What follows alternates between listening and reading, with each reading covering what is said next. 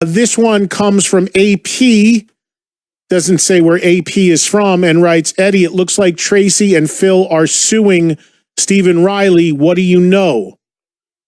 Well, AP, I know what everybody else knows and has been reported, and that is that indeed a lawsuit was filed by LA Guns, Phil Lewis, and Tracy Guns to stop the Stephen Riley LA Guns, which popped up about a year ago and is now once again on M3. And it was announced was signed to an Australian record label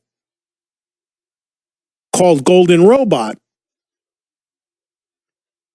And now Phil Lewis and Tracy Guns have obviously had enough and are making an attempt to shut down Stephen Riley's version of the band.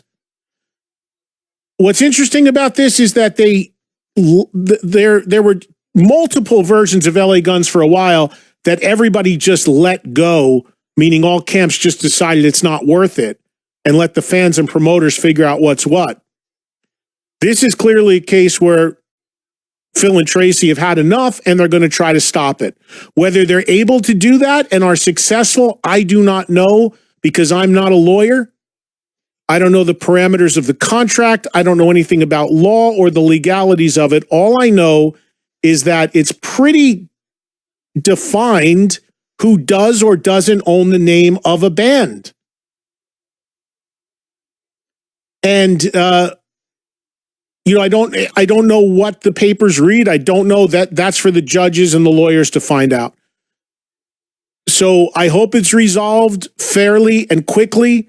I do understand Phil and Tracy wanting to kind of nip this in the bud now that it's been going for a year, because it does create confusion in the marketplace when there are two bands using the exact same name. Fans don't know what's what. We talked about this a week or so ago with Great White. Jack Russell is going to be on my show on Thursday from the Rainbow. When Jack performs, he has to do it under the name Jack Russell's Great White. The other version of the band just simply uses Great White. That was resolved in a way where it's pretty clear which version of the band you're seeing. I don't know, maybe if that's a resolution for that whole LA Guns thing. I don't know.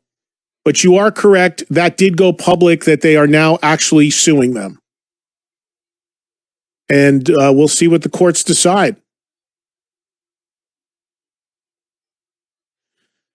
This comes from Chris in Cincinnati. He writes, Eddie, I saw the last Van Halen tour, and while Dave's vocals were not great, I felt they were passable. Recent footage indicates a substantial continue to do so. This is from Brett, and he writes, could you post a photo of the Jack Daniels bottle Diamond Vinny signed to you? And did Sharon ban Zach Wild from coming on your radio shows? Brett, I am happy to post that photo as soon as I can. I'll do my best to do that for you. And no, Zach has been on my show countless times, and I'm sure we'll be again soon.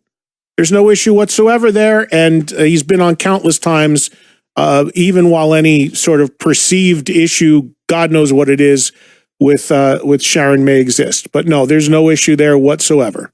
I would tell you if there was.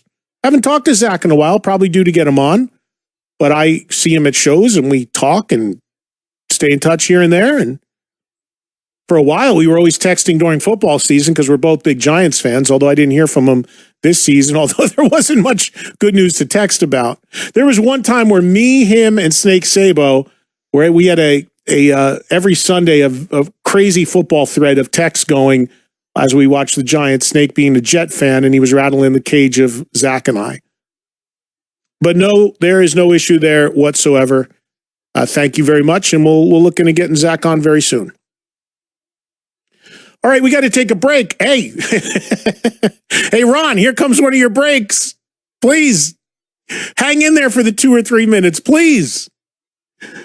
Oh, man.